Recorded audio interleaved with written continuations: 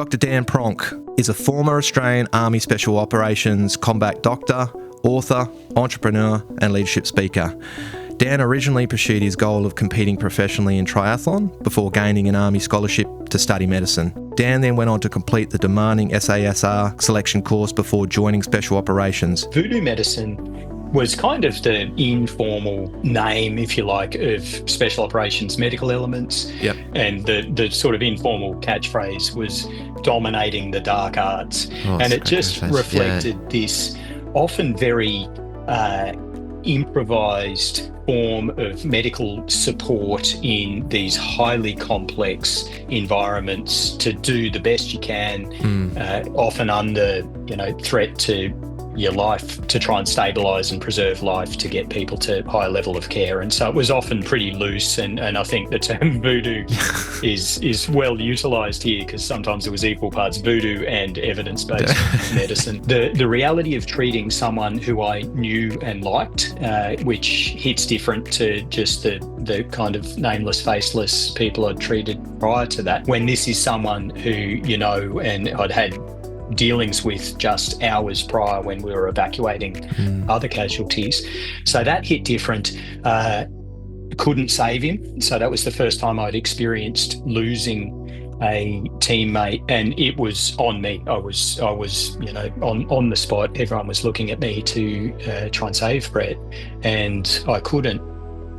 Welcome to the One True Measure podcast. Last episode of season 1. It's been quite a journey. Really excited to have this gentleman on with us today. We spoke about it before coming on the podcast. Serendipitously, this was just one of those sorts of cool moments where unintentionally we've started with his brother and we're finishing the season with him. So very excited to talk to this gentleman today about his experiences as a combat doctor with special operations, post-traumatic stress, post-traumatic growth, resilience, and also at the same time talking about life and how and what it is to create, a great life post-service and also just in general. So welcome to the podcast, Dr. Dan Pronk. How are you, Dan? Awesome, Blake. Look, real privilege to be on the show, and cool to hear that you're bookending the season with Pronks. Yeah. We were we'll come up with a nice little funny excerpt on that. We thought about that before starting there with a Pronk, but no, it's amazing to have you on, mate, to have this conversation today. And as part of the podcast, everyone gets in an introduction. So Dr. Dan Pronk is a former Australian Army Special Operations combat doctor, author, entrepreneur and leadership speaker. Dan originally pursued his goal of competing professionally in triathlon before gaining an Army scholarship to study medicine. Following his medical training, Dan then went on to complete the demanding SASR selection course before joining Special Operations. During his military career, he served alongside both the SAS and Commando Regiment, providing frontline medical care in high-risk combat environments on 4 deployments to Afghanistan.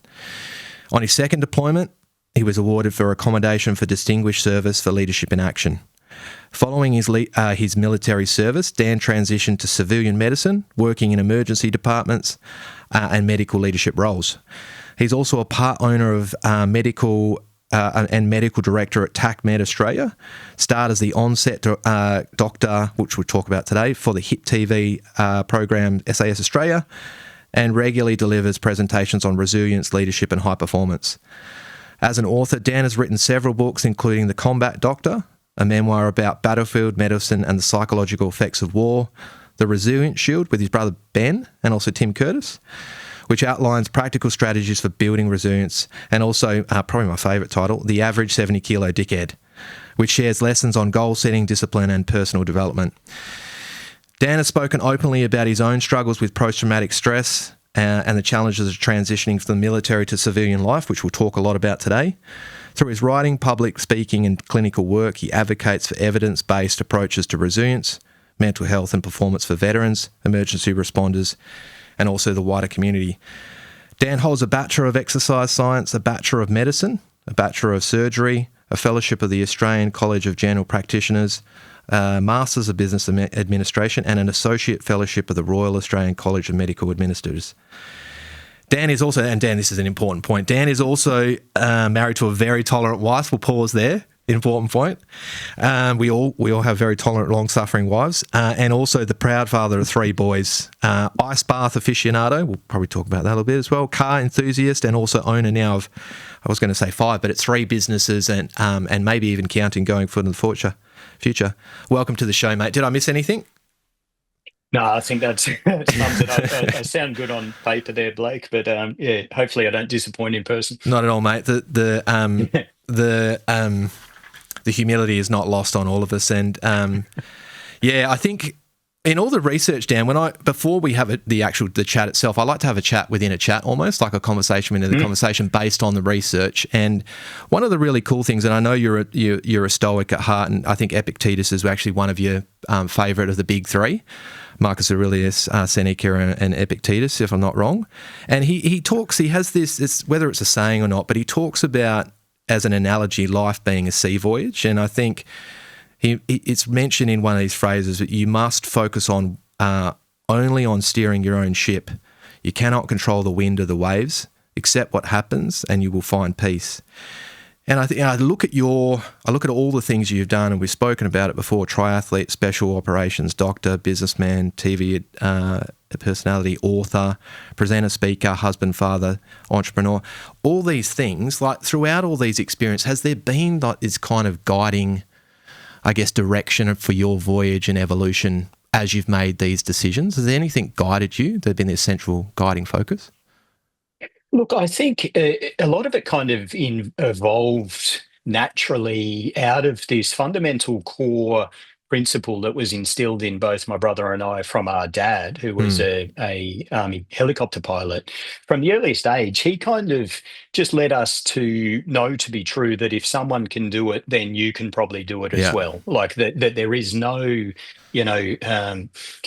nothing's impossible if you put your mind to it. And I know it's almost cliched and trite, but that was when I look back, it was, my old man came from that generation where if something broke, he fixed it. Things weren't throwaway items. He rebuilt cars. He bought left-hand drive cars, converted himself to right-hand drive cars. And he was just this sort of, without being religious, a very spiritual sort of person. And so I guess we had this fundamental belief that things are probably achievable. There is a solution. If someone can do it, then you probably can too. Just work out what's the pathway from where you're at to where you need to be, and then work towards it. It's simple in theory, hard in practice sometimes. Yeah. It's such a good point. And you think for me, and a lot of us hear special operations and special, right? And we think that person is this other sort of person. And you're now, the 4th SAS or special operations person that we've had on the podcast. And, the common theme about this is that these guys, are not special. They've applied themselves, and like I've heard you refer to. I've heard you refer to yourself as in the book, right? 70-kilo dickhead, like average. I also heard you refer to yourself as a teenage dirtbag as well, which we'll probably dig into a little bit as well. Yeah. But I mean, at what point was there an inflection point? Do you think where? Yeah. Do you think for you and your journey? Oh, when it came to the special operations thing, absolutely. I can pinpoint that to one moment. But if I back up years prior to that, and to your point of when we look at these, what we consider to be exceptional humans or performances or what have you, they seem like they're being done by a different species. There's often not that ability to relate that back to yourself. And I recall quite vividly reading books like Bravo 20, The One That Got Away, all those books around that Gulf War, Bravo 20 patrol. And that was at a point where I was pursuing triathlon, had zero interest in the military. And I remember reading them thinking, gee, this is a fascinating read, but I didn't connect with it at all. I didn't see my future. I couldn't see any pathway from where I was at that point and the direction I was headed to where I ended up, which actually, as it transpired, I met one of the blokes on that Bravo 20 patrol and heard his story firsthand, which was amazing. Yeah. But at that stage, it all seemed inaccessible. It was entertainment. It wasn't relevant. Yeah. And the divide between who I was at that point and any, realistic perception that I might end up in that environment just didn't exist. But as it transpired, triathlon, I was never good enough to make a living from that. And I sort of fell ass backwards into both medicine and the military, which sounds terrible, but it was how it was. I was kind of at a point in my life where triathlon was clearly not going to be a career for me. And it was, what do I do now? Applied for medicine, then got into that, thought, how am I going to fund this? There's Army scholarships. My mum made me aware of these, applied for one of them. And it's like, well, great. Okay, I'll go and be an Army doctor. But it was 1 year into my med schooling. So this was the end of '01. Twin Towers had just fallen. Yeah. Ben was with the SAS and he was gearing up to go on deployment to Afghanistan. So the second Australian push into Afghanistan in very early '02. And it was at that point I went over to Perth to visit him before he left for deployment. And I met some SAS guys, including a bloke called Keith Fennell. I went to a barbecue, caught up with met these blokes, not caught up with them, met them for the first time.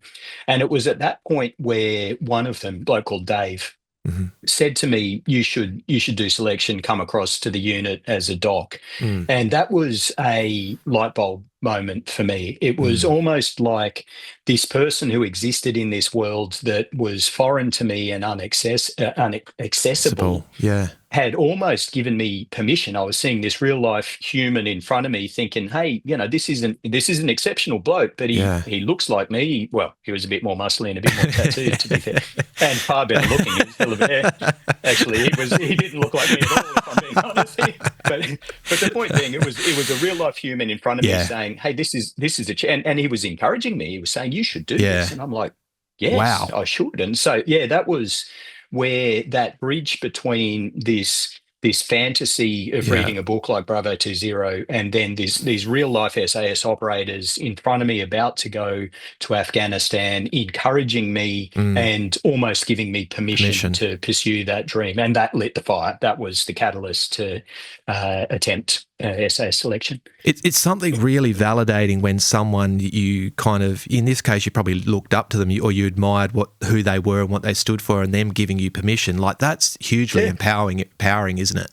Oh, absolutely. And I think this is, and you hear this over and over in the kind of social media world, but you'll never be disencouraged or criticised by someone doing better than you. Yeah. It's always those that either, without judgment, aren't able or willing to put the effort in to try. That they seem to be the haters. Yeah. And then I've seen that over and over in any realm I've worked within, be it business, military, sporting, or medicine. The people who are at that elite level always seem to be quite encouraging. They're like, come on in. Yeah. How can I help you be part of this community? And so, it's quite incredible.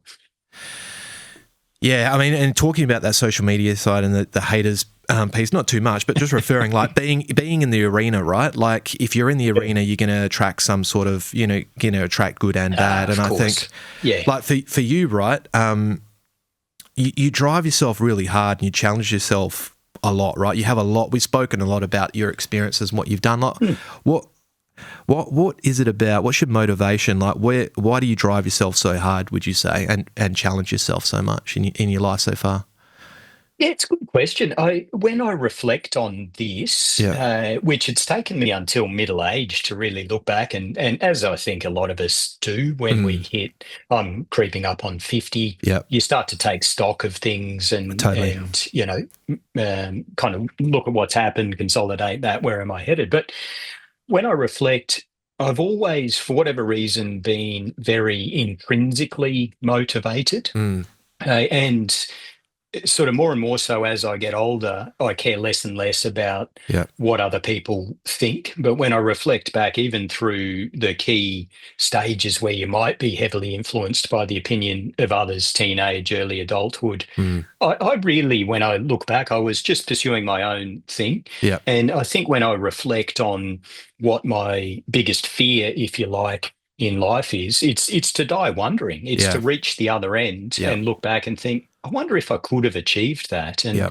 And so I think a lot of what I've done throughout my years to date has been driven by this, once again, the underpinning, if someone can do it, you probably can too, Yeah. that was instilled by our dad. Yeah. And then this intrinsic motivation, for whatever reason, this ability, even dating back to my teenage years when I got into sport, I would get up by myself in the rain in the middle of winter at 5 a.m. and go running. There was no one Pushing encouraging you. me. It was all intrinsically driven for my own just internal curiosity.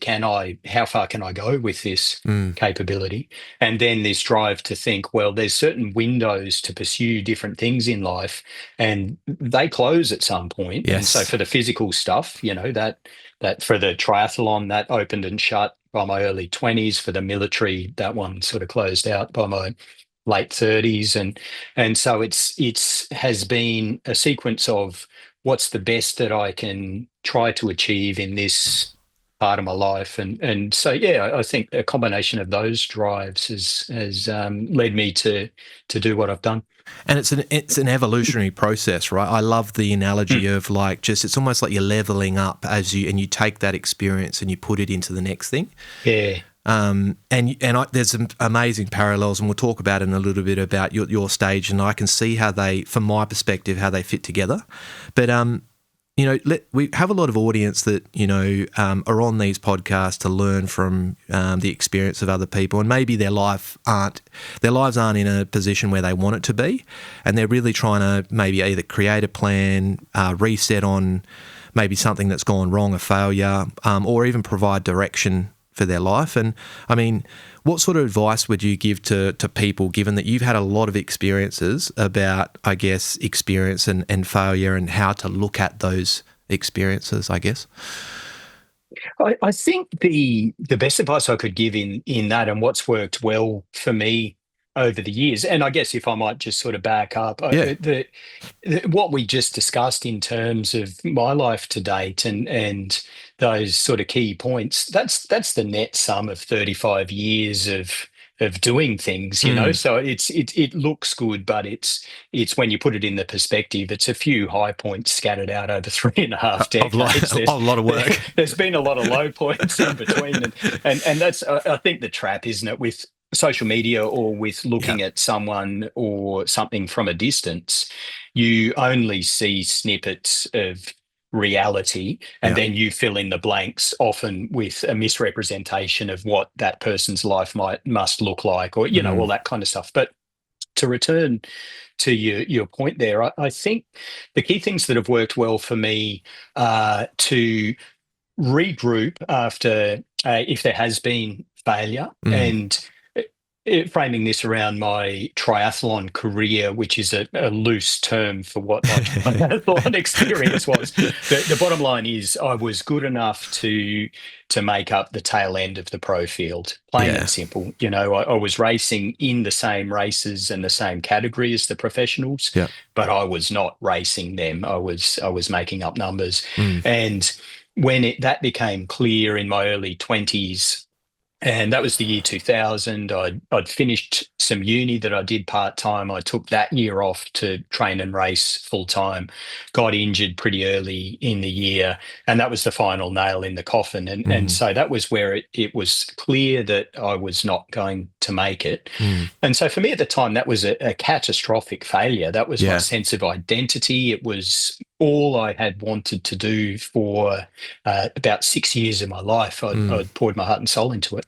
And so it was a failure. And I don't mean that to sort of, woe is me type thing. But in my mind, I had not come anywhere near the expectation of hope of what I wanted to achieve. I had, but I think the key there was to give that time to sort of process and sit in and almost grieve the loss of that former identity or that lack of accomplishment, but then regroup and analyze it and view it through a different lens. Okay, so I didn't achieve what I wanted to. However, it with hindsight, and I didn't see this clearly at the time, but that discipline and that foundational fitness, strength, everything that came from 5 years of full-time training and racing set me up beautifully to then go on and train and successfully complete the SAS selection process, the mental discipline,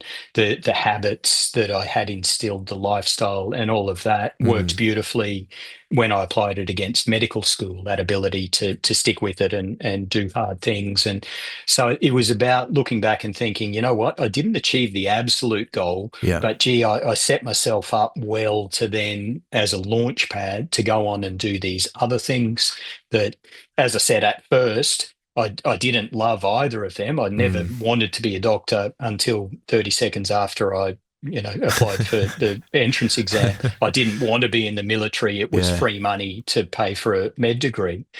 But I kept moving forward, and then all of those things fell into place, and I had this remarkable opportunity to serve as I did with the units I did at the time I did. So that regrouping, okay, didn't achieve what I wanted. However, I'm not going to dwell on this failure. What's good from here? How can I use that as a launch pad for what's next?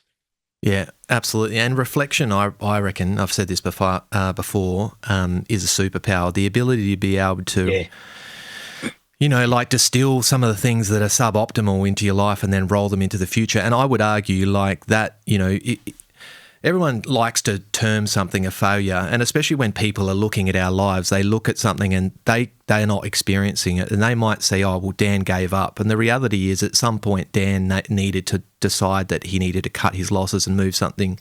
And there's some people think that that's giving up. There actually takes a lot of courage in that as well at the same time, and the individual is the only one that knows at what point you need to make that decision. And I think I would argue from what I've read about you is that triathlon experience was probably a catalyst for all the success that you would, and you couldn't be the person you are now without that experience, right? So then that failure becomes highly valuable, doesn't it? Like that's the thing about failure. Like, is it actually really bad? In the moment, it's horrendous. Like, as you said, it's earth-shattering. It sucks. Yeah. But then 10 years later, with hindsight, and you're looking at it, you go, actually, I have the same things. I'm grateful almost for those experiences. Yeah. I look at that triathlon experience through a couple of lenses. The one I just described, with hindsight, it was a great foundation for what came next. The other perspectives are, I won't die wondering. Yeah, 100%. I did give it a good nudge. Yeah. I look back now and I think I was mentally weak at the time. I really was. I tended to quit if I wasn't winning. There was races where I did quite literally stop mid-race because I wasn't in the top 10, and I cringe at the lack of resilience, for want of a better term, but my mindset. But now that I'm 50, I can look back and think, well, you know what? I gave it a decent nudge, and I pursued it long enough for it to be really clear that I wasn't going to be at the pointy end of that. And to your point on quitting, there's all these fantastic motivational posters. Never quit type thing. It's like, okay, I agree with that to some extent. Yes. But if I had have never quit triathlon, I'd be a washed up, bike shop owner. No disrespect to ex-triathletes who own a bike shop, but that was just not the life that I wanted to pursue, and that was not what I was in triathlon to do. If it's so for me, the writing was clearly on the wall that I wasn't good enough at an age where I needed to be showing far more signs of success, and so it was time to pivot. And I think when we look at quitting, I wasn't quitting on pursuing hard things. I was pivoting from pursuing a hard thing that clearly I was not good enough for, and investing that energy in studies and then ultimately military pursuits. Yeah. But you just pivoted into another hard thing, right? Like, right. I love the concept of looking at experiences, and as I said before, with hindsight, they are the best things ever. But during the time, you want to just find a hole to crawl into. But hey, Love the insights there, Dan. And a little bit about the podcast. We hit on 3 key things in the podcast. As we spoke about before, life story. You mentioned it before, humanisation of the guests, like talking about their experience, and people realise that, you know, all of that great experience that you've got, you're still a person, and you've gone through a process. And I think for everyone, that's really empowering, right? To know that someone started somewhere and they can get somewhere that they want to go by following the process and being committed to it.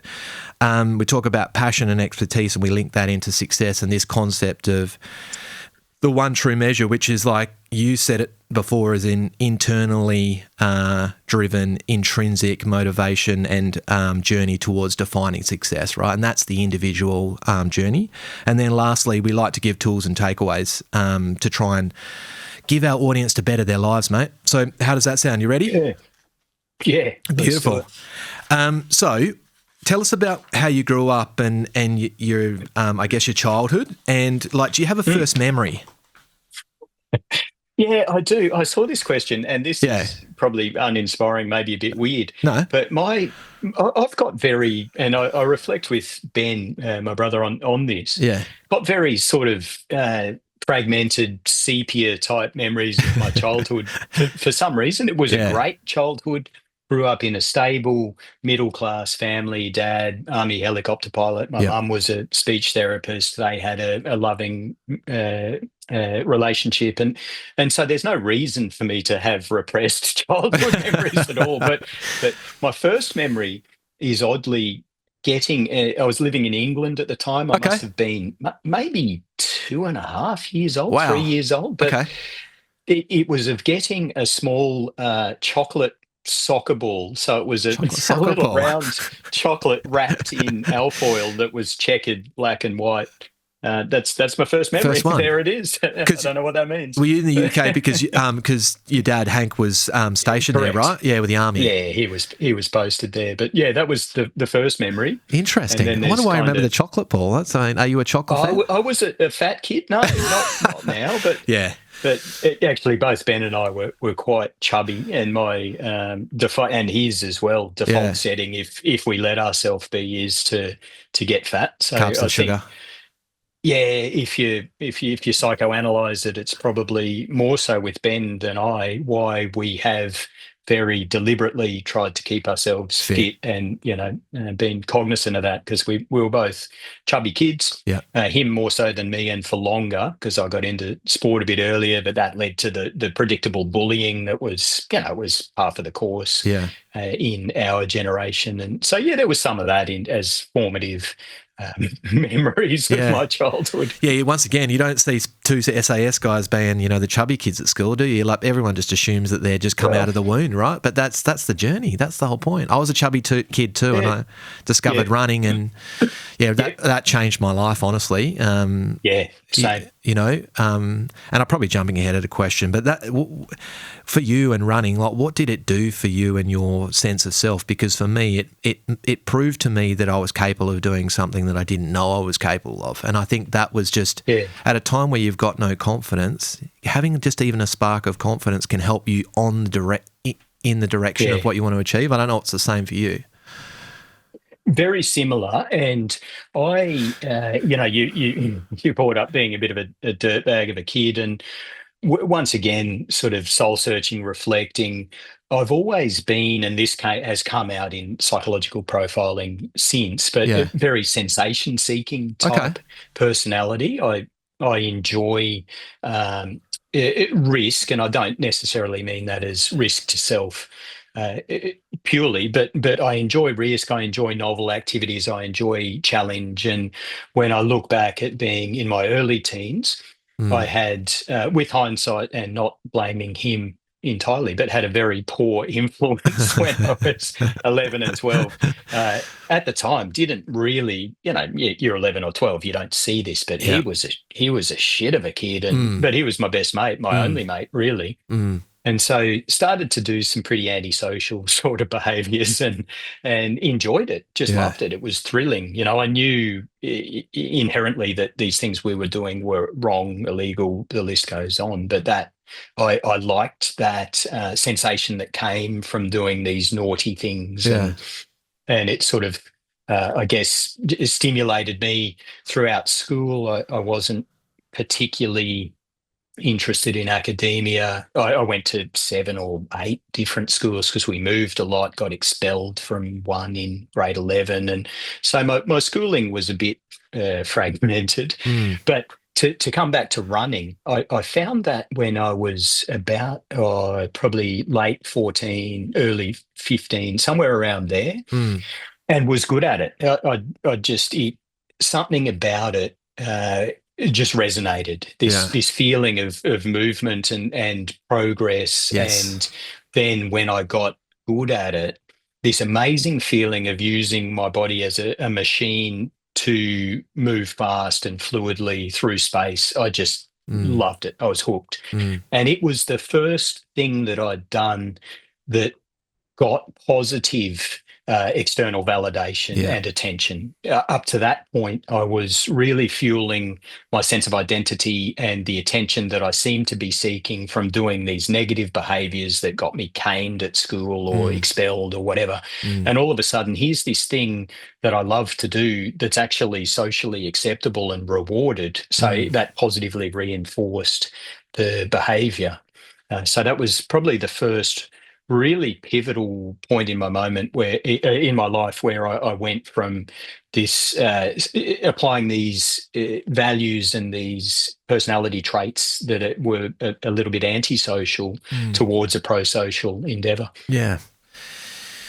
Outside of probably the negative influences, did you have any like really significant influences in your early upbringing? I know your dad Hank was pretty significant. Ben tells some pretty funny stories about flying helicopters with a durry hanging out of his mouth back in the day when OH&S were not a thing.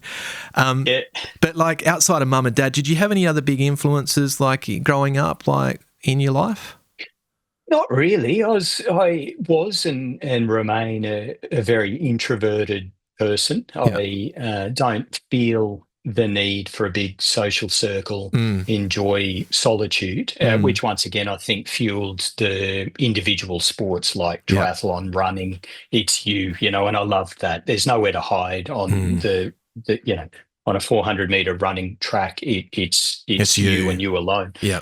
But so I didn't seek those external kind of in-person type mentors, if you like. I had a couple of coaches over the years. I was very taken by the story and the aura that surrounded Steve Prefontaine at an early age. Who's he?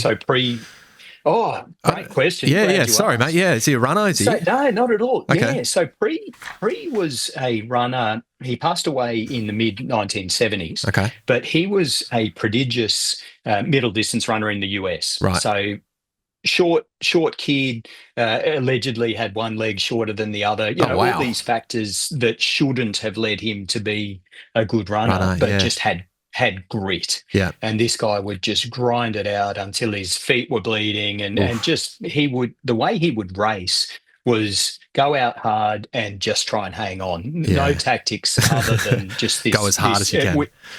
He would call it suicide pace. And so go out at suicide pace. And anyway, he was the mile record holder. I think he was the 5K and 10K US record holder at the time of the Munich Olympics. Okay. Went to Munich, tactically tanked his race. But anyway, he was at the top of his game, and then he died in a car crash. He'd been drinking, was driving a little MG topless sports car, driving home, too fast, rolled it and died. But left behind this sort of the aura that surrounded him. He was this rebel, but this elite athlete. He was very vocal around that time in terms of the amateur versus professional athletes, when you could take sponsorship and still go to the Olympics. And so very vocal, outspoken, rebellious personality who happened to be a world-beating middle distance runner. So from a distance, I loved and still do love the concept of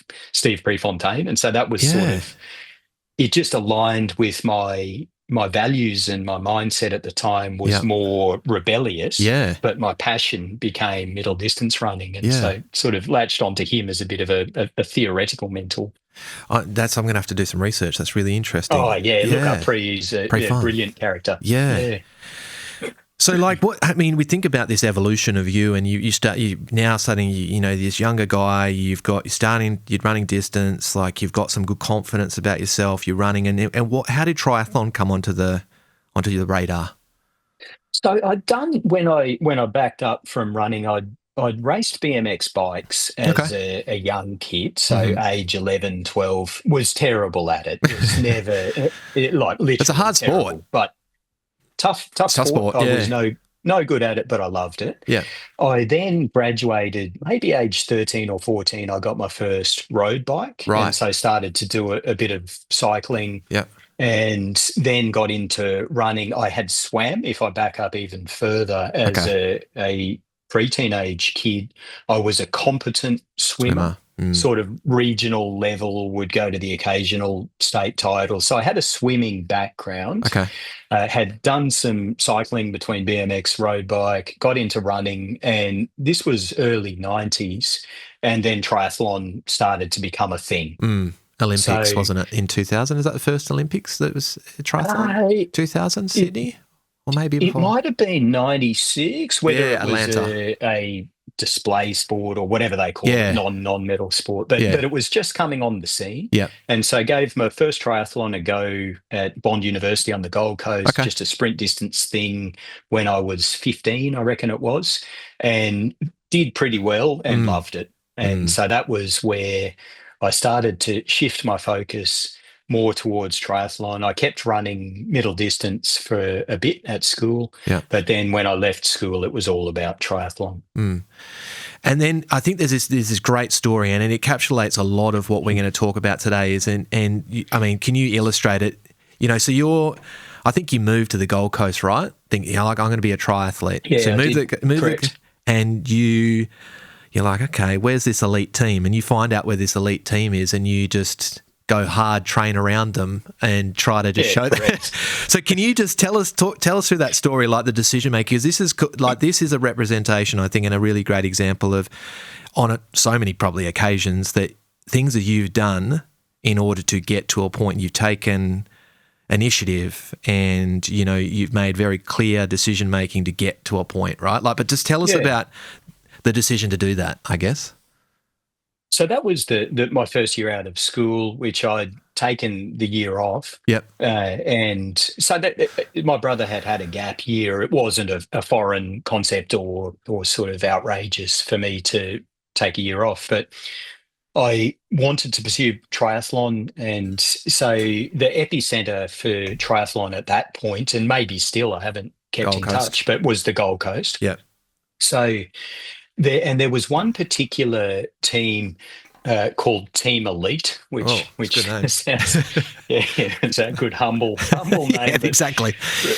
Coached by a bloke called Cole Stewart. So his kid Miles had won the world title age 20, was this outstanding triathlete, and his old man had formed a training team with Miles, and the best athletes, certainly in Australia and some of the best in the world, were training with this team on the Gold Coast. And so I'd moved my life down to the Gold Coast and wanted to be a part of this team, but didn't know how. Yeah. So I worked out where they would train and would just turn up where they were and just bust my ass right next to them until Cole eventually grabbed me and said, Oi, mate, do you want to be part of us? And I'm like, I do. And so it was at a pool session, actually, I can't remember the name of the pool, but down the Gold Coast. I knew their training schedule, and so I'd just turn up and just sort of, break my neck in the lane next to them, trying to keep up with them. And eventually Cole bailed me up and said, Oi, come train with us. That's what it takes, doesn't it? I mean, in a lot of cases. So, we've spoken about triathlon and however it worked out. At a point, you make a decision and you decide. And as we said before, to quit, for the individual, it does involve courage, right? And once you you're kind of probably in a holding pattern once that happened. You were kind of resetting on what you wanted to do, right? And you had the army floating around. And to be honest with you, you probably were still avoiding it. Not avoiding it, but it just still wasn't on the radar, was it? Like, it wasn't. At what point did you go, hey, like, yes, I'm going to consider that? And what was the trigger, I guess, for saying, yeah, I'm going to pursue a medical career with the army? Cash. Plain and simple. Cash. And that sounds horrible. It makes sense. The passion came later. But it was very early in the year 2000. So I'd actually done some uni. So I did my exercise science degree part-time over 4 or 5 years while I was on the Gold Coast. So my parents had been helping me out a bit. I had a wonderful Aunt Mary. God bless her. She's not with us anymore, but she was helping to support me financially. Beautiful. To do my training, go racing. But the caveat was from my parents that they'll help me out a bit where they can, but I had to study. Yep. So I was on the Gold Coast. I literally looked at what unis are around, and Griffith was the only one that was accessible to me. Yep. I looked at what do my school scores, exit academic scores get me into, and exercise science was the thing that caught my eye because it was relevant. It was, it was all about in the VO2 max testing lab. It was biophysics. It was biomechanics. It was the theory of what I was doing and loving in practice. And so I studied that and did really well because I got it. It was relevant, and I applied myself. And that was the first time academically I thought, hey, hang on a sec, I've got half a brain here if I just apply myself. And then year 2000 rolls around, I've finished exercise science. I get injured early in the season. The younger generation of triathletes was coming through and were beating me despite being 3, 4, 5 years younger than me. It was clear, hey, I'm not going to be good enough. Spent about 6 months feeling sorry for myself, played a lot of golf, got fat, ate a lot of McDonald's pancakes, and because I hadn't been drinking through that whole period, so I got into drinking beer and caked on weight, and then it was kind of towards the end of that year, it's like, well, you got to do something with your life. What's next? And so I'd applied for med school. I'd done the med school entrance exam on a whim. My girlfriend at the time said, hey, why don't you just do this, see what happens? So I did, and got an interview for med school. And then my parents flat out said, we've helped you through your undergrad, but you're on your own now, mate. Like, we can't do med school. We're not mortgaging the house for med school. We ain't paying for you just to sort of swan around any longer. And my mum said, the military's got these scholarship schemes. I'm like, that'll do. There you go. So and it wasn't foreign to me, of course. My dad, of course, Army. My brother was in the Army at that point.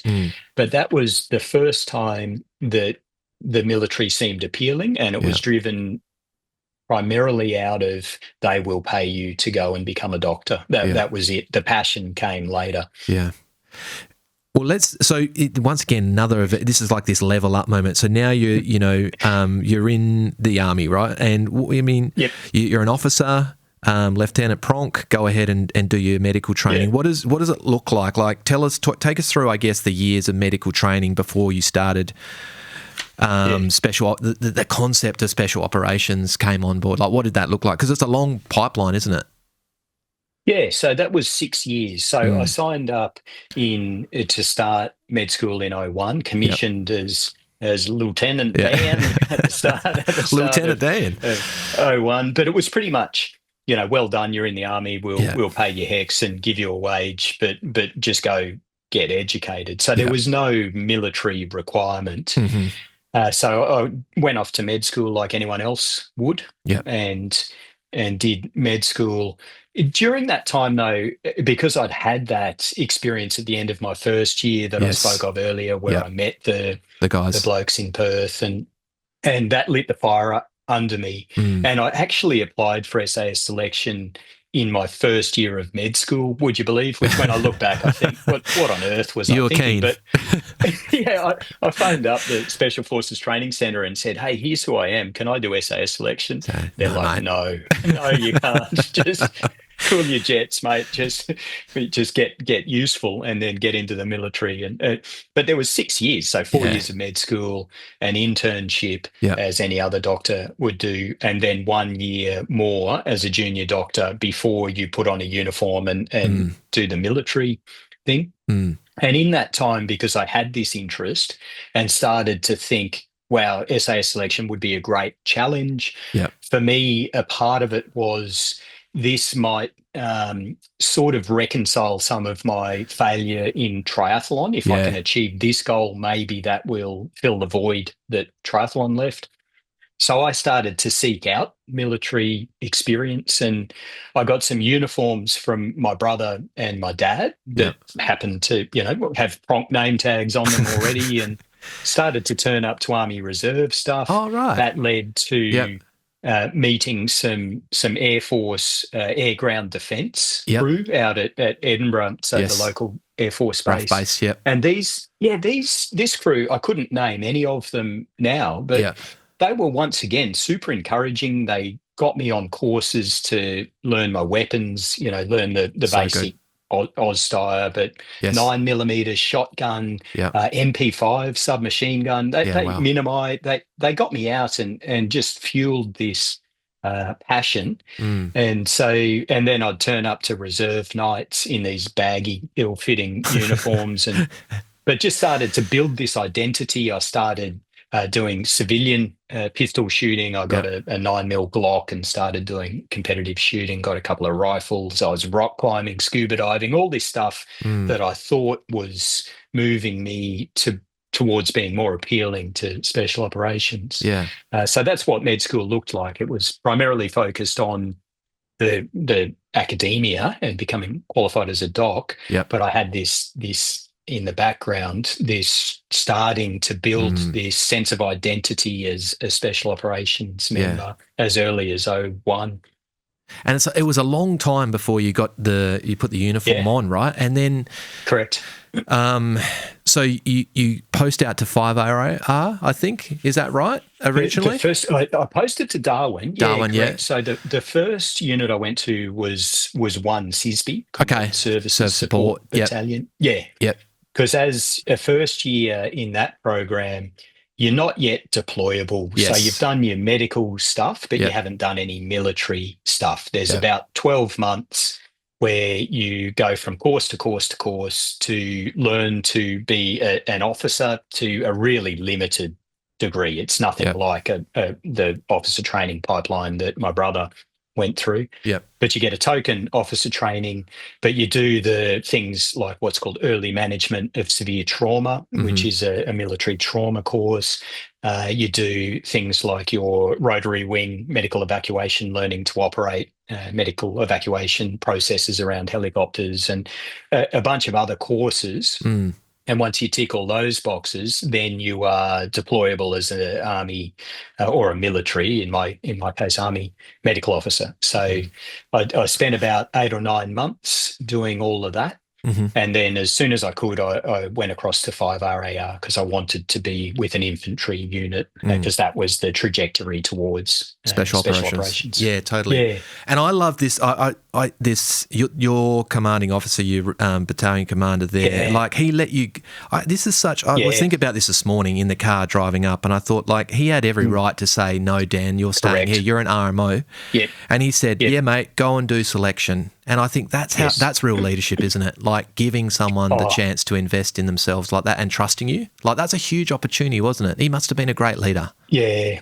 Yeah, so Jake Elwood is his name. Man, I've spoken to Jake before. Yeah, general now, isn't he? I think Jake he's Elwood. out the military, but he progressed to the lofty heights. Run Army, I think, correct. Isn't it? Yeah, that's Jake. Yes, wonderful bloke. I maybe didn't appreciate the significance of that decision at the time.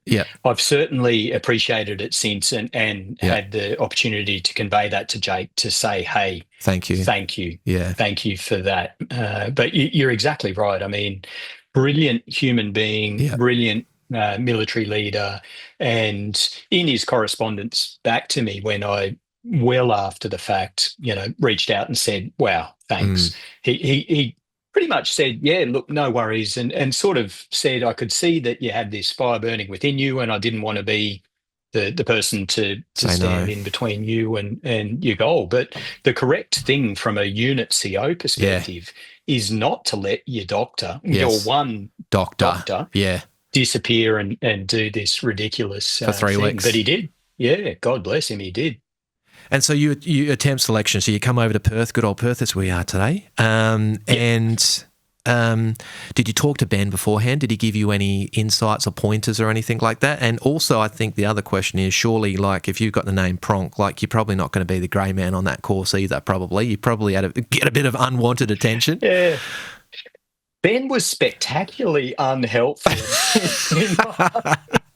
in my aspirations to join the unit. Okay. And I don't know if I've ever spoken in depth to him about it. I suspect some of it, I didn't reach out much to him because, once again, I wanted to do this myself. Yeah. I wanted, as best I could, to try and demonstrate that this was my achievement and not influenced by the fact that my brother was with the unit. Yeah. But certainly on the course, at the time, there was some actually one hilarious reference to, we were doing this tire flipping, hellish PT session. And I remember one of the DS saying, what are you doing, mate? You've already failed. And he said something cool like, there's no room for another Pronk in this unit anyway.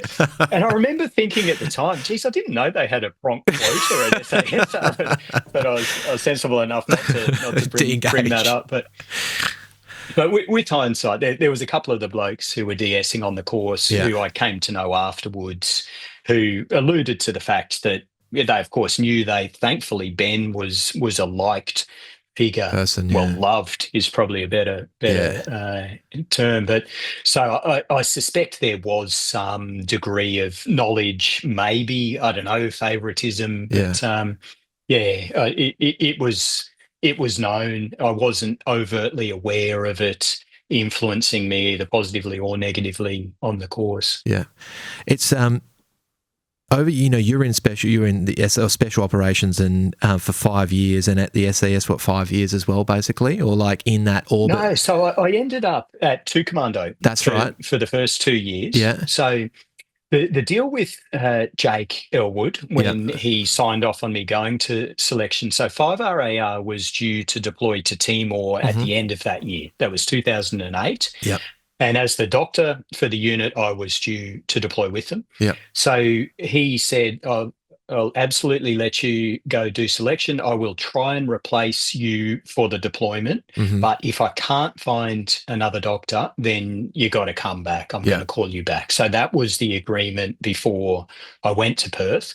And that was what happened. So I managed to successfully complete selection, but it was within days of finishing the course and doing all the admin, the sort of decompression at Perth, that I got the message through saying, you got to come back to 5 to deploy. So that was how that played out. Yeah, with selection, I think, like, it's wild to think that you and Ben interacted once in the period, and it was on. He was DS, right? And they deliberately would have kept you apart.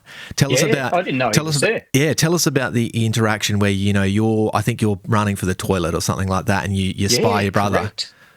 Yep, that is the only time I crossed paths with Ben in my entire professionally in my entire military career, which is dumbfounding because we're both within special operations for 5 years. And it was middle of the night, God knows what time, we didn't have watches. We were in bed having a rare period where they let us sleep, and I was busting for a piss. So I'd gotten up, raced downstairs from this sort of cold concrete embassy building across to a portaloo outside.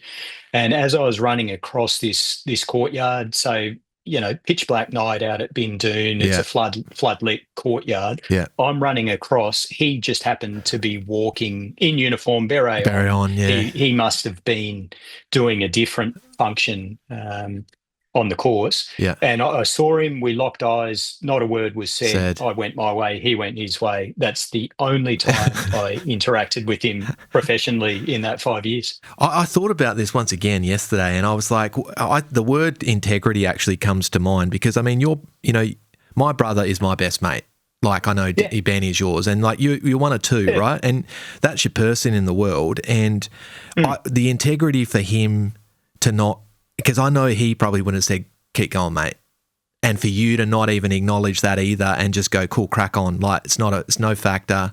Yeah, that's my brother. I'm just going to get on and I'm going to make the best of it. And I think, like, for me, that says a lot about both of your integrity for the course and also as people as well, because that is quite clearly one of the most demanding courses in the military in the world. And I think day 16 is, with this point, there's this awesome story which I've heard about before, but Happy Wanderer. So it's the last day, I think, of Happy Wanderer. Would that be right? Because it's day 21, right?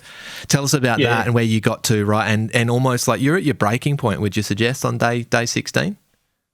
Yeah, that was the one point where I mentally started to falter a little bit. And final day of the 5-day individual navigation exercise, the Happy Wanderer piece.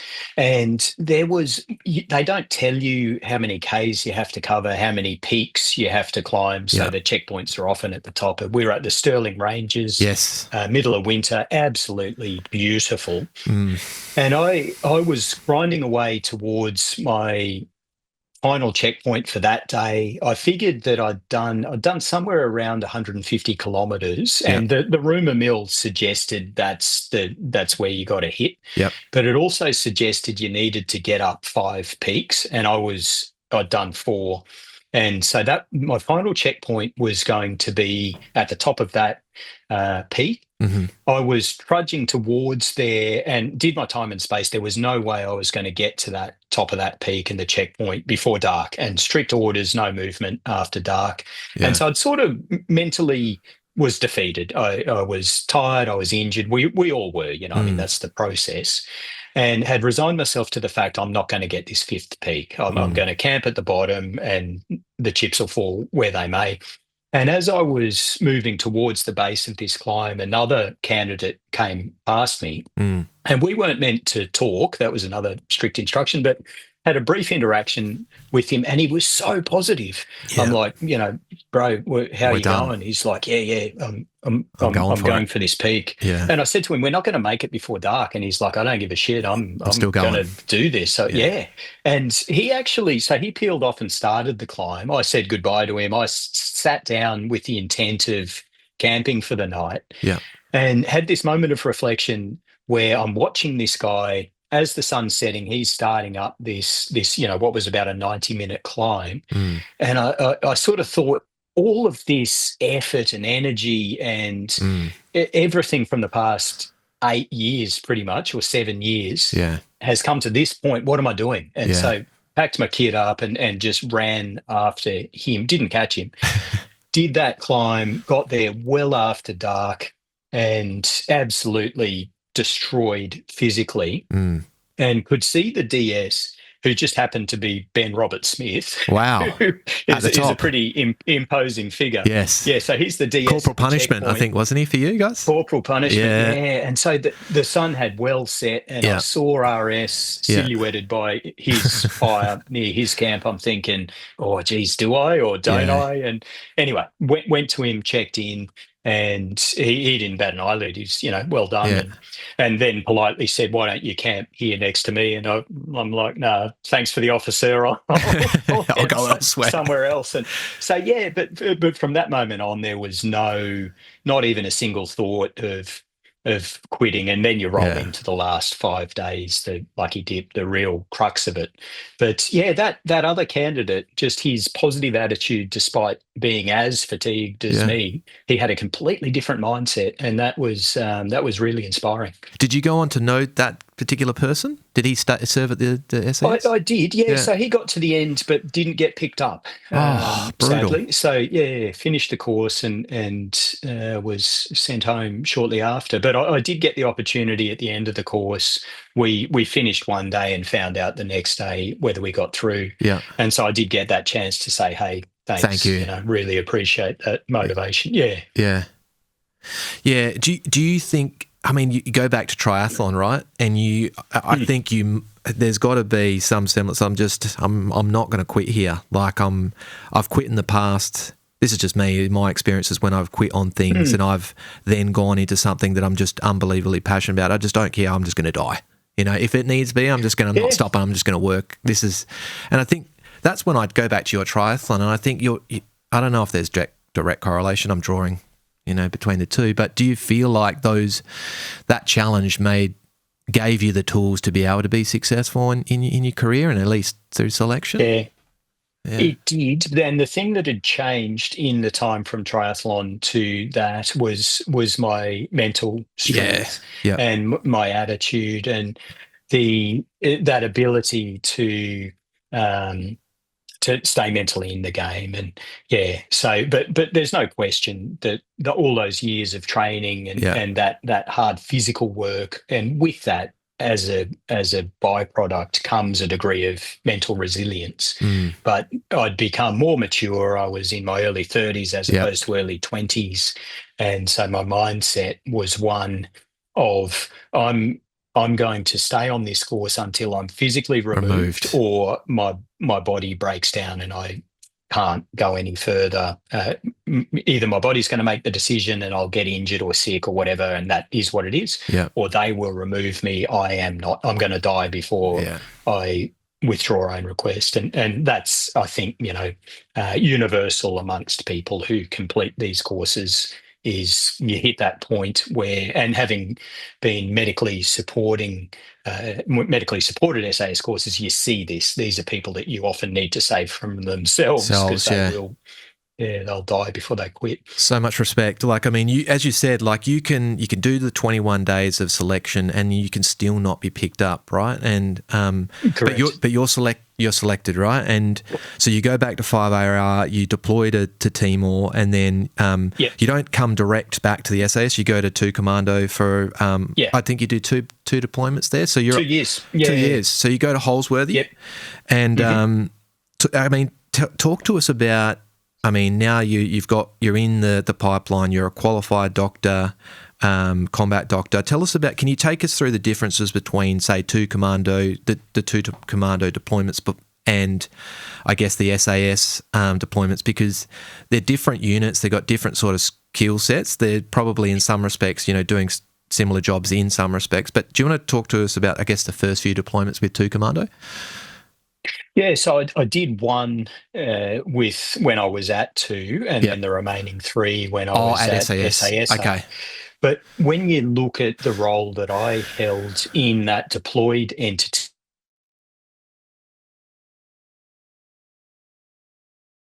it wasn't unit specific. Yeah. So so my role on deployment with SOTG didn't change whether I was with 2 Commando or SASR. It was the same role with that task group.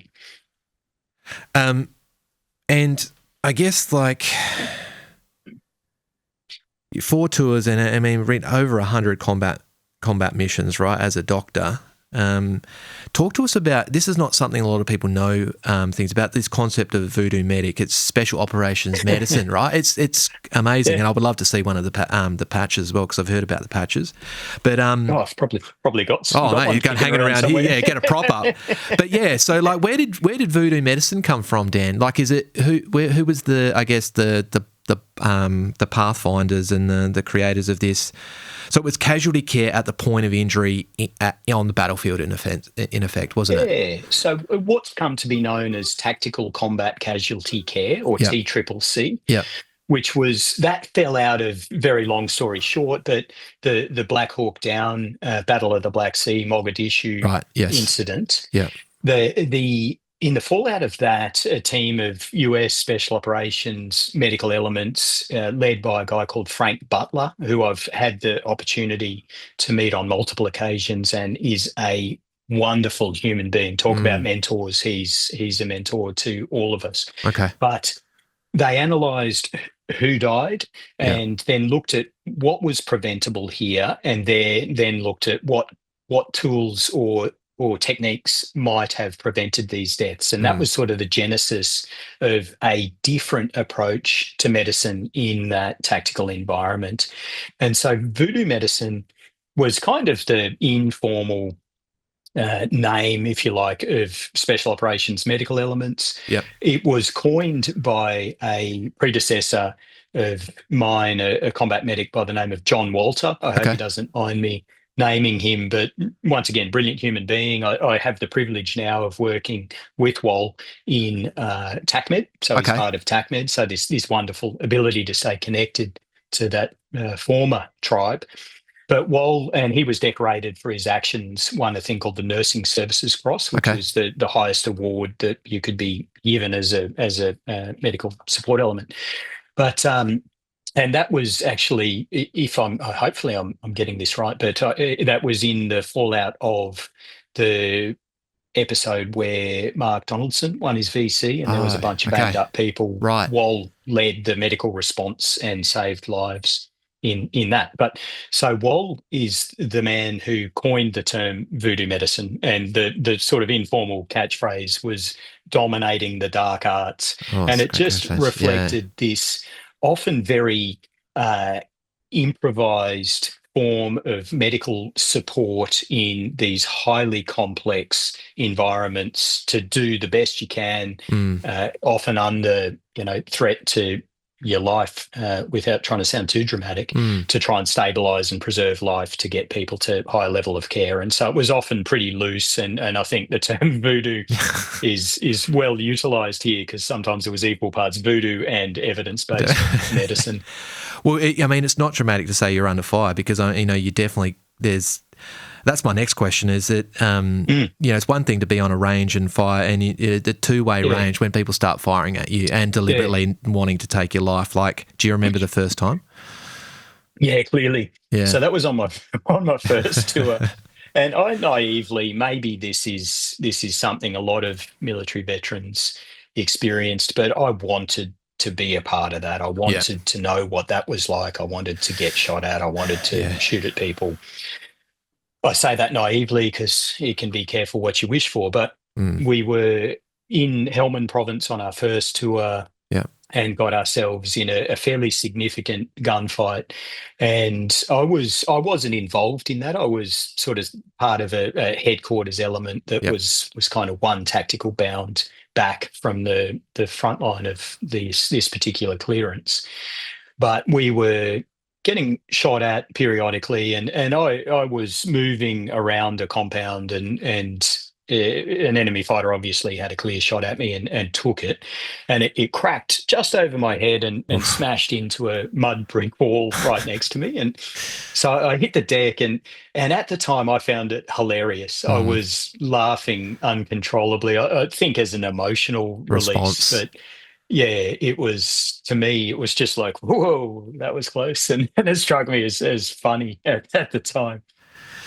Yeah, it's, I don't think it is weird to, you spend all this time training. It's the same as, it's not the same, but, you've got football players and sportsmen. Yeah. Like, I know it's a bad analogy, because fighting and I think it's a good one. But, and it is, right? Like, because you don't want to train to not deploy. And I think that's actually one of the hardest things that a lot of people that are service people that, don't get the opportunity or don't deploy, and they feel like they haven't done enough. And I actually, I think that's a really hard, because you can't, deployments, especially in the Australian Army, outside of special operations, it's not easy. Like, we have a small army, our commitment over the last 20, 25 years has been significant, but still it's hard to get on a deployment, right? Like so like, I think for me is that, that's definitely something I have to chat to guys about, is they just they wanted to be in combat to prove themselves, because we all have that, am I going to be that person? Am I going to be capable? Am I going to be the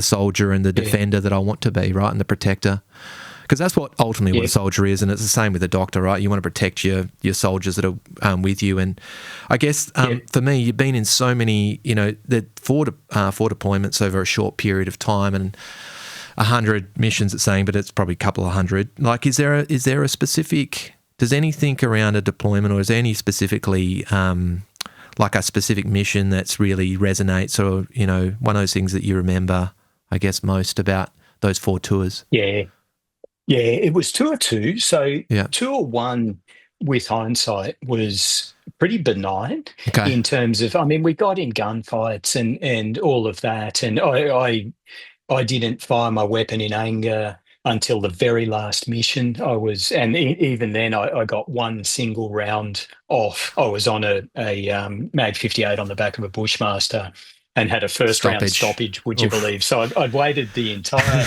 tour to try and get rounds down range in combat, and then I hadn't looked after the gun and it jammed. So anyway, but we didn't lose anyone on that first tour. Yeah. We had a couple of blokes shot, some endless near misses, but I came home with this false impression of invulnerability and, this naive, we're special, we can't be killed type thing, and I wanted more. I treated combat casualties, I loved that, but none of them were us. They weren't Australian soldiers, other than trivial sort of gunshot wounds and a couple of other minor injuries.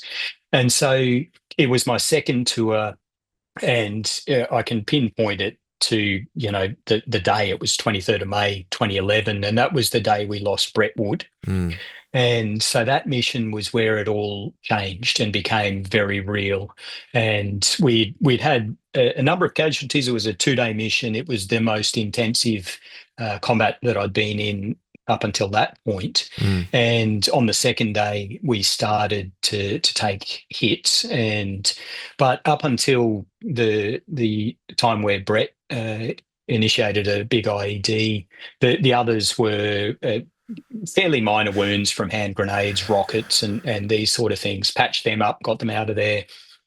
And then Brett's team was moving forward into an enemy compound series, and Brett initiated a device, and he was really sort of catastrophically injured. And I'd moved forward with a quick reaction force, and we stabilised the other 3. They were far lesser injured, and worked on Brett for quite some time, and then lost him.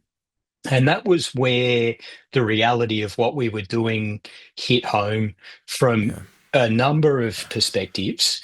The reality of treating someone who I knew and liked, which hits different to just the kind of nameless, faceless people I'd treated prior to that. No disrespect there. I know that sounds callous, but when this is someone who, and I'd had dealings with just hours prior when we were evacuating other casualties.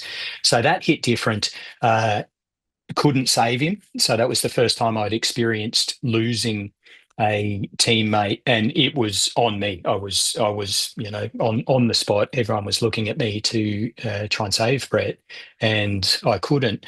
But I think the other thing, and then there was another 2 that we lost in pretty quick succession after Brett on other missions on that tour, was this realization that Brett was an exceptional soldier. Yeah. He had a Medal for Gallantry. He was one of the best that was part of our entity. And this was not good soldier, bad soldier in terms of who lives and dies. This was lucky soldier, unlucky soldier to some extent. And so it became very clear that if Brett could die, then absolutely I could as well. I was half the soldier he was. I actually read the book that Jamie Zimmerman wrote about, The Promise. I think it was about a decade ago, and I think they were best mates. And he speaks about the promise that they made to each other. And you didn't talk about Todd Langley, but I know you responded to him and Rowan Robinson. And you look at Brett and Todd and Rowan, I'm sure the same. But these were giant. These were exceptional men. And I mean, Todd specifically, the quick reaction force that responded to Brett was led by Todd. He was the guy at the front, and there was one moment that I remember vividly. We're moving forward into this enemy compound series. There was probably 6 or maybe 8 of us. There was a small quick reaction force, Todd at the front. Yeah. He turned towards the alleyway that led to the compound that the team had pulled Brett back into. And I remember him in that moment where everything had gone to chaos. We knew we had these critically injured soldiers we needed to get to. Yeah. And he had the presence of mind to look down this alleyway and see that there was hard packed dirt and soft dirt. He knew there was a device had just been initiated. There was more. Turned around to us and said, "Hey, stick to the hard packed dirt. This looks dodgy." And then he turns and goes straight down this alleyway, straight towards where this, the enemy was located, and the device had just gone off. And just to think of that now, wow, what a remarkable soldier. And then I responded to him 6 weeks later, right? Just exactly. 4th of July we lost Todd. And that's what I think. That's everyone that serves it. That's what we want to see. We want to prove. We don't want to prove ourselves, but we want to prove to ourselves like that we have the courage to be able to show up when it in that case, right? Like I think that's a pretty human response to those sorts of circumstances. And I think you responded to those in all 3 of those, Brett, Todd, and then Rowan Robinson as well in quick succession. And at what point did you feel like there was starting, the things were starting to accumulate, it was starting to change you? Did you feel like at some point, was there any point where you just thought, hey, like this is starting to stack up? Interestingly, not overtly consciously. I was aware at the end of that tour that I was wound up, and I did engage with the post-op psychological support and did a few sessions with a wonderful psychologist who was supporting SASR, who was just brilliant for me at the time, who I've subsequently once again had the chance to catch up with, years after the fact and say, thank you. Thank you. Yeah. But interestingly also, the pace of that role was quite protective. So there wasn't ever a time in my 5 years with Special Ops where I wasn't occupied or future focused or busy. And so there wasn't any real time to sit and reflect. And I didn't feel I needed to. With hindsight, I did wind up my own training. I wound up the training of the medics under my command, probably to an unhealthy point, because I think somewhere subconsciously I had felt a degree of failure in not being able to save these blokes, even though now, I've had a chance to process and rationalize. I see that was they were not salvageable. However, what I think what drove that with hindsight was this deep desire to never personally or have a medic under my command turn up to one of these incidents and not be prepared. So I think you can reconcile something if you've turned up and you have functioned in that situation. You've gone through your sequence and you've been beaten by the injuries. That's one thing. But to live with the knowledge that you've turned up and haven't been able to function, I think from a mental perspective, that's devastating. So I think, we talk about post-traumatic stress and it's kind of like this blanket rule that it's just stress, post-traumatic stress, and it's a disorder, right? Whereas you can have traumatic experiences and they can actually help you if you can reframe them, right? You can actually help you grow. Yeah. This is this concept of post-traumatic growth, which I know you're a big advocate for, and I am too. That experiences, if you're not broken by them, can actually help you to be a better version of yourself with hindsight. But and apologies, I'll look at my phone here because I'm just going to read something else which we spoke about before, mate. Apologies, and I don't like to do this, but not at all. It is so backstory. Ben's is an artist, and he put through a painting of Dan, and it was called "Heal Thyself." And I'm just going to read it because it adds a lot of context, I believe, around post-traumatic stress and post-traumatic growth, and it's called Heal Thyself, and it's at the Australian War Memorial. You can find it online. It's absolutely outstanding. And Heal Thyself. My brother saved a lot of lives in Afghanistan, but he was haunted by the few that he couldn't. He recalls performing CPR on one of his mates in the back of a helicopter for 45 minutes as they sped towards a surgical facility. Upon arrival, he collapsed out of the aircraft, exhausted and locked in the fetal position with back spasms and cramps. It was in that position in a ball on the flight line that the surgical team found him to tell him that his mate had died on the operating table. Since then, however, he has used his experience to grow and to help others. This work is a tribute to his strength and positivity, and it's a way of telling him how incredibly proud I am of him. Ben Pronk, 2018. And I think, like Dan, and we chatted about this before, you've been able to reframe these things, and I know it's been an unbelievably difficult process to do that, but I see that as an example of this concept that post-traumatic growth, traumatic events can break you to a point, but it can help you. I mean, I don't know what you want to add to that, but... Yeah, look, for sure. And that's the first time I'm hearing that, actually. Yeah. Like, that's quite touching. Yeah, it's awesome. It's great to hear your brother say he's proud about him. My brother's never told me that, so that's all right. Have to ask him for it. Close the loop with him. But I've come to look at trauma as a fuel, and that might sound odd, but I guess when I think of it in that context or through that lens, a fuel can either burn your house down or it can keep you warm. Trauma, in my opinion, in and of itself, it's neither positive nor negative. It just is. These are experiences that you've had. And this is, once again, it harks back to the Stoics. It's what you do with that. Man is not affected by events. It's his perception on events and all these sort of great Stoic philosophies. But when I think of traumatic exposures, and my own way of reconciling things that have happened, there needs to be an initial, I guess, acceptance and exploration of these events. For me, that fell out of that psych who I saw when I got back from that tour. She said to me, and she was great. She didn't try and she didn't pander to it in any way, shape, or form, but she did acknowledge. She's like, "Wow, that's really big. Yeah, that's a lot." But she was very future focused. She's like, "Well, what now? How are we going to move forward from this?" And she suggested writing about these events. And for me, that was so cathartic. I went away and started writing in vivid detail everything I could remember in the lead up to these events, from the events, the aftermath.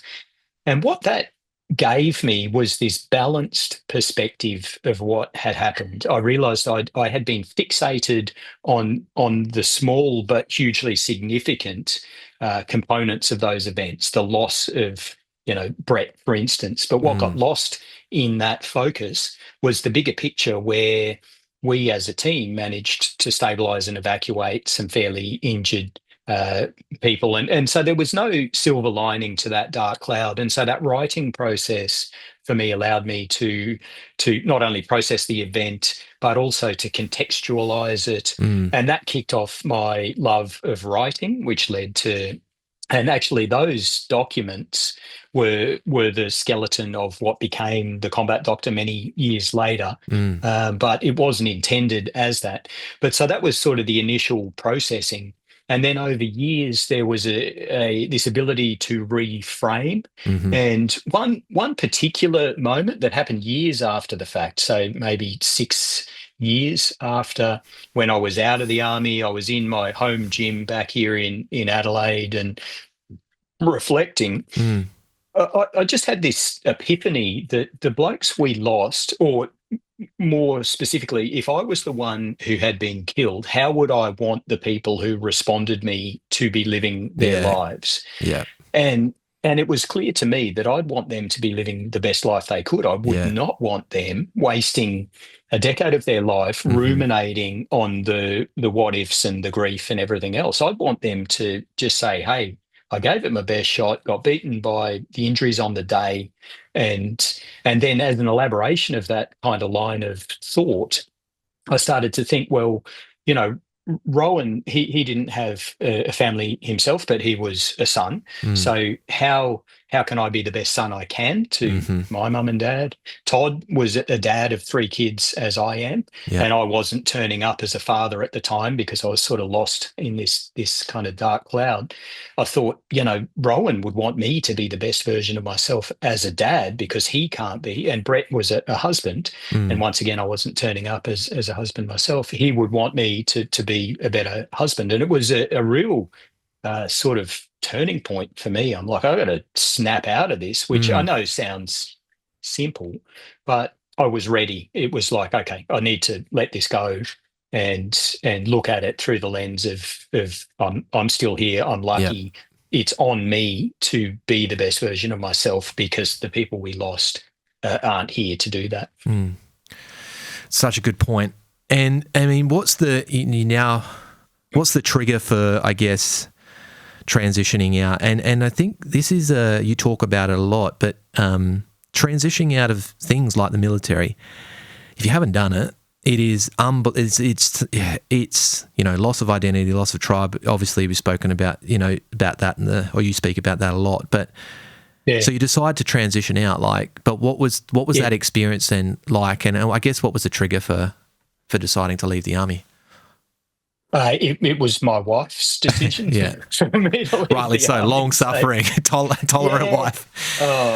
So I got home from my final tour of Afghanistan Yeah. about a week before our third son was born. Mm-hmm. And I had always said to my wife, when this becomes too much, you let me know and I'll discharge. I'll put my discharge in that very moment. And so I'd gotten home. Week later, Bub 3 was born. Mm-hmm. She'd been pretty much raising our first two kids almost as a single mum. I was away, 1 year I was away 10 and a half months. And that was pretty much the first year of our second son's life. So she had been unbelievably stoic, staunch, resilient in doing all of that. But at that point, Bub 3 was born, and my wife said, "Hey, it's time." And I felt ready. Put in my discharge, left at the end of that year. So that was 2013. Left at the very start of 2014. So that was and compounding that, I had been deliberately retarding my own military career progression to stay operational. I hadn't done any of my courses to progress rank wise.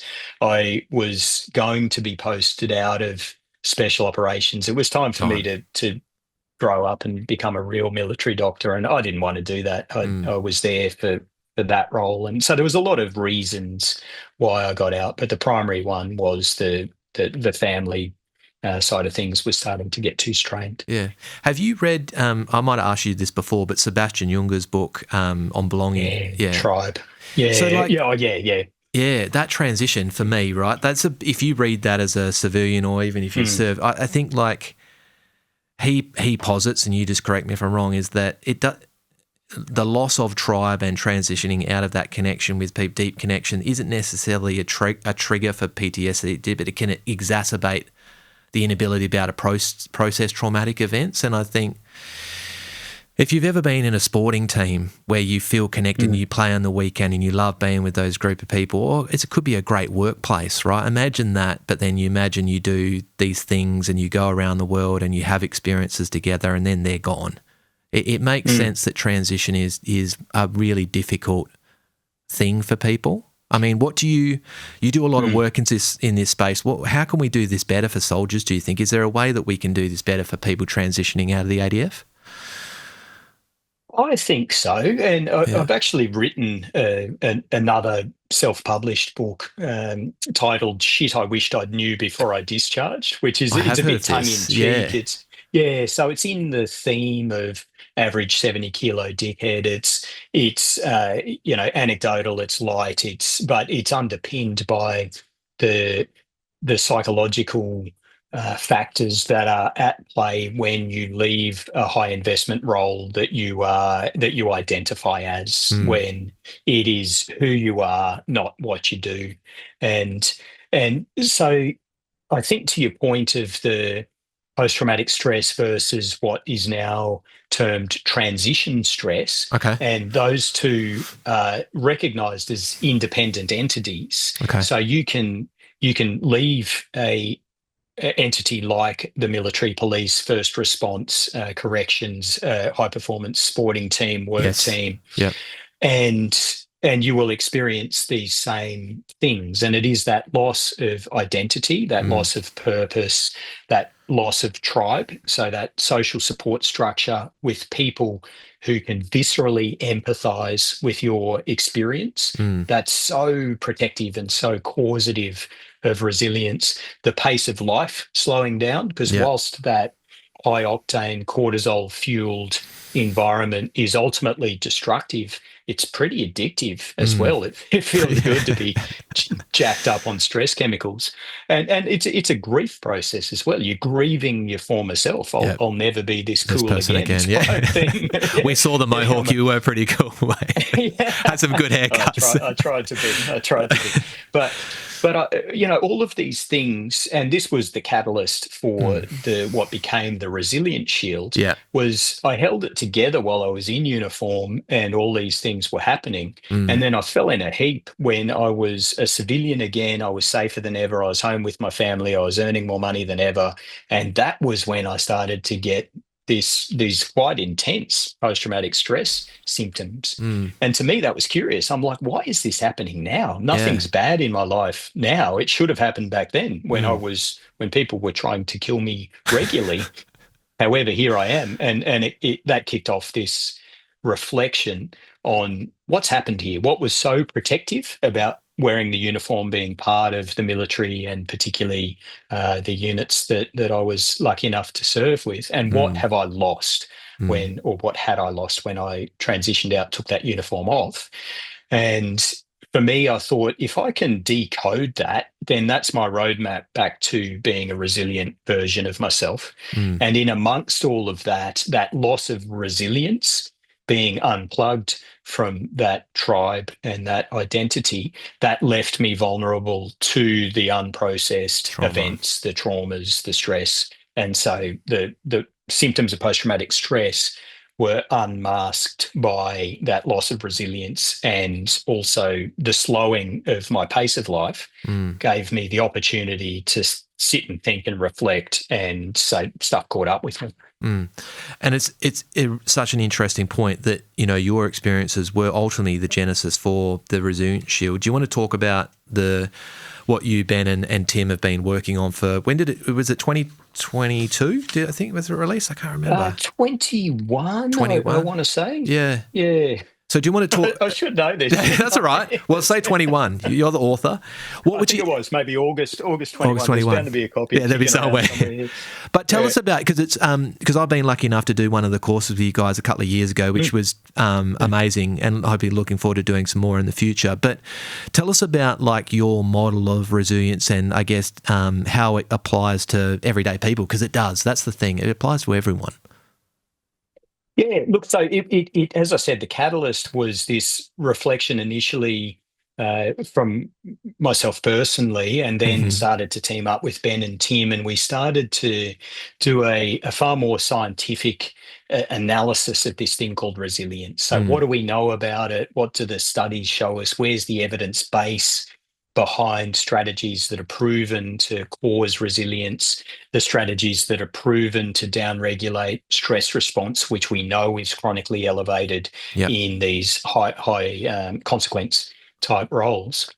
And so the three of us started to compile all this information and evidence-based information and look for models of resilience. And it became clear pretty quickly a number of things: that resilience is dynamic, it ebbs and flows, it's multifactorial, it's a whole bunch of different things that cause resilience, but that it is modifiable. And this was the thing that really kind of enthused us, is this observation that a lot of the time we apply these interventions reactively once Yep. someone starts to struggle. Yep. And we started to think, well, this is not the right way of going about it. If we know how to do this, why aren't we doing it deliberately, proactively ahead of a stress event to try and minimize Yep. the outcome?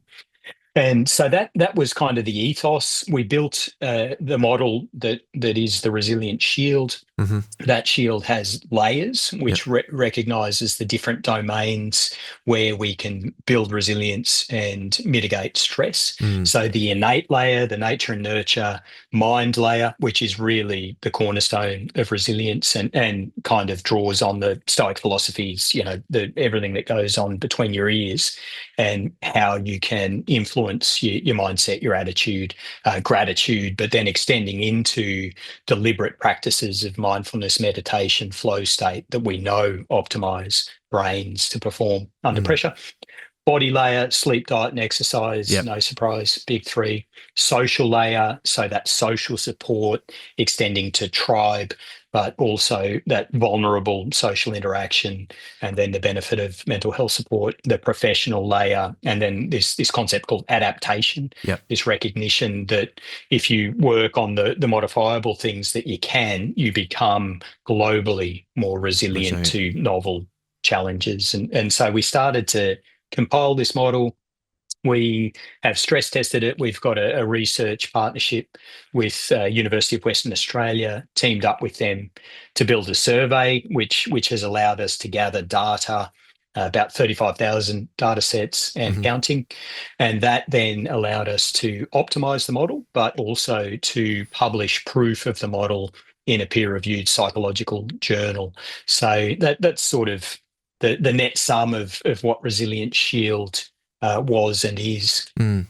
You and kind of wrapping it into like this journey piece and coming to the end of at least the podcast and not necessarily not your journey, mate, because you got lots of time.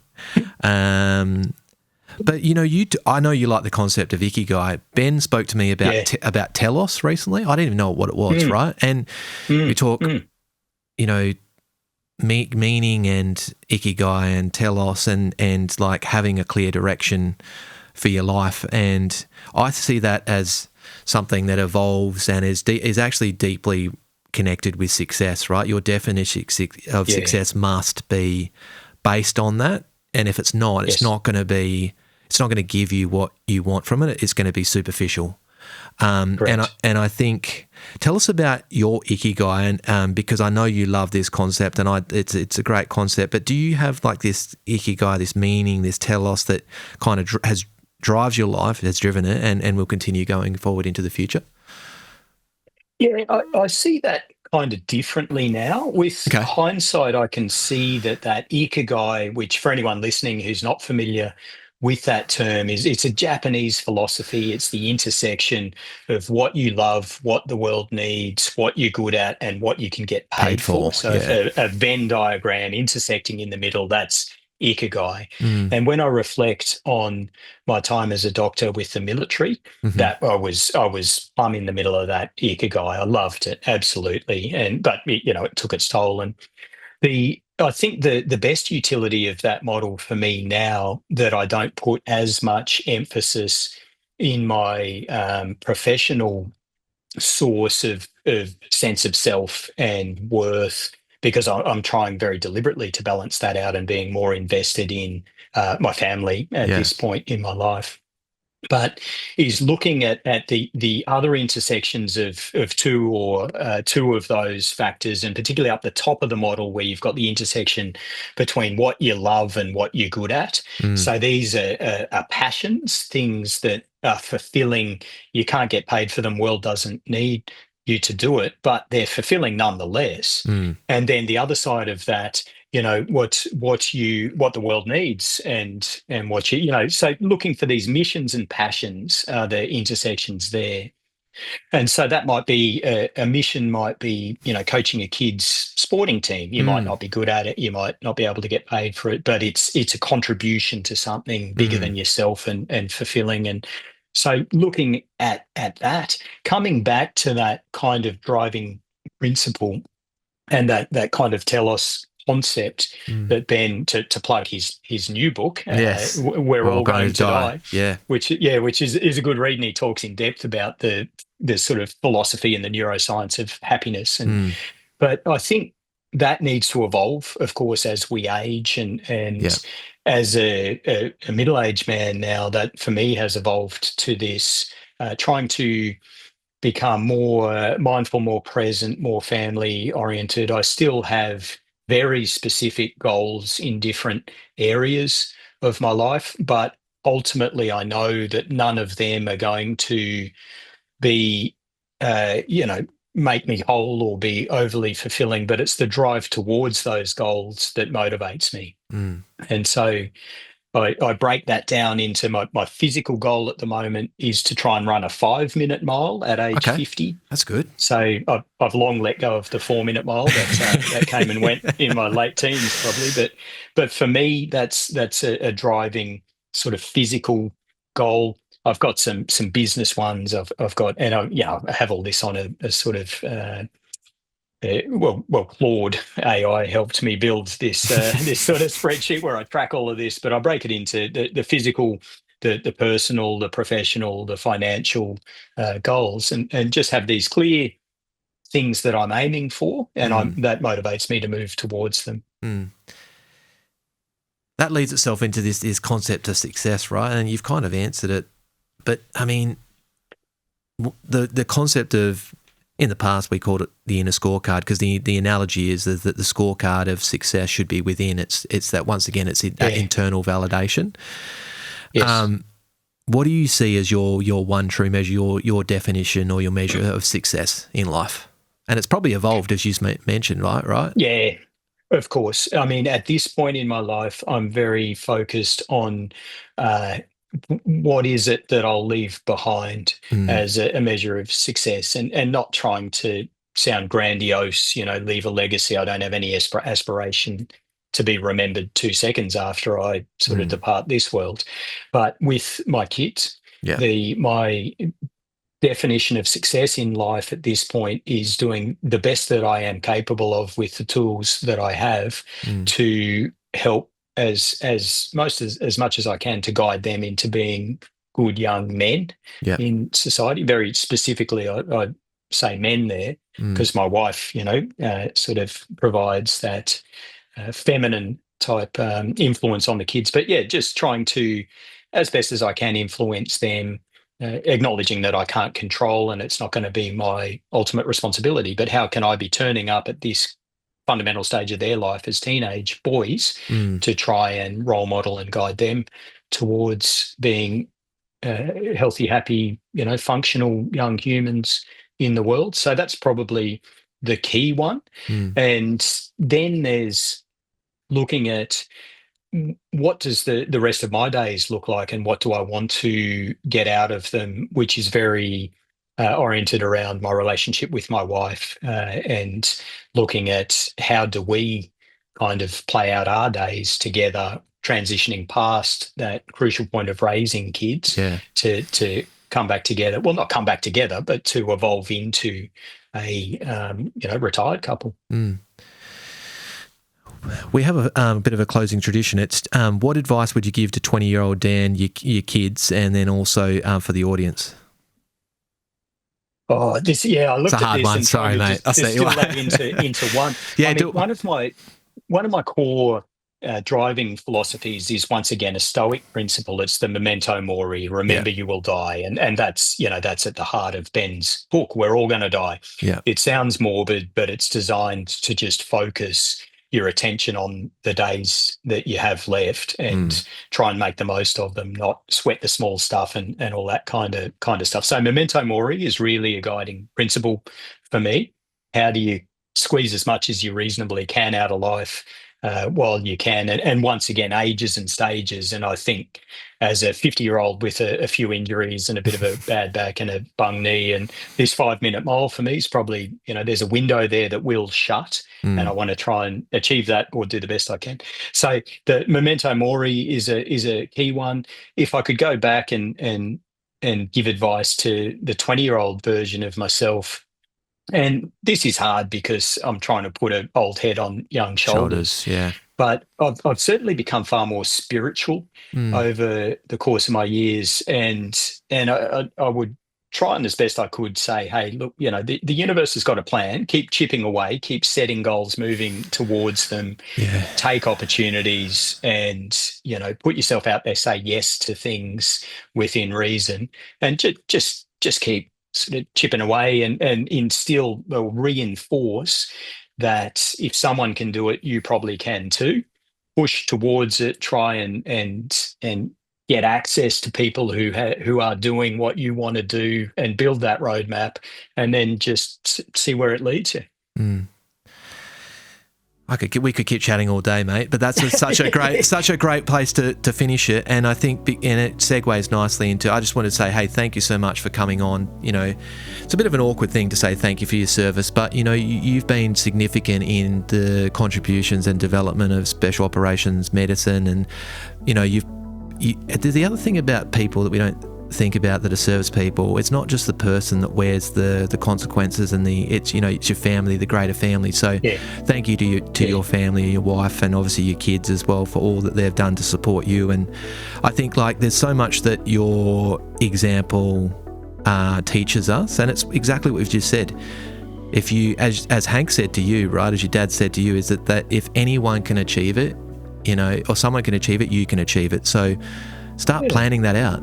Start working, just chipping away, just doing little by little, and suddenly you start to build momentum, and you can see that in your life, mate. So I just wanted to say thank you for being an example to many of us about how to achieve great things, and thank you for your humility and support, because whenever I interact with you, it's the common theme is that humility and making time for people. So I really appreciate it, mate. Thank you. Oh, the pleasure's all mine, Blake. Really appreciate the opportunity to be on the show and have a chat. Amazing, mate. Well, this is the last of the season, so I'm not going to try and wrap it up here because we're going to do a different post here, but I just wanted to say thanks to you, Dan, and thanks to all of our guests, and we're looking forward to potentially having a chat again sometime in the future, and wish you and the family all the very best in beautiful Adelaide over the next few years. We'll be there next year for the rugby as well, so hopefully we can see you, because I know there's some games going on there with a few people, a previous guest that was on here, and hopefully he's there playing for that team. But all the very best, mate, and thank you so much for being on the show. Pleasure, Blake. Cheers, mate. Thanks, Dan.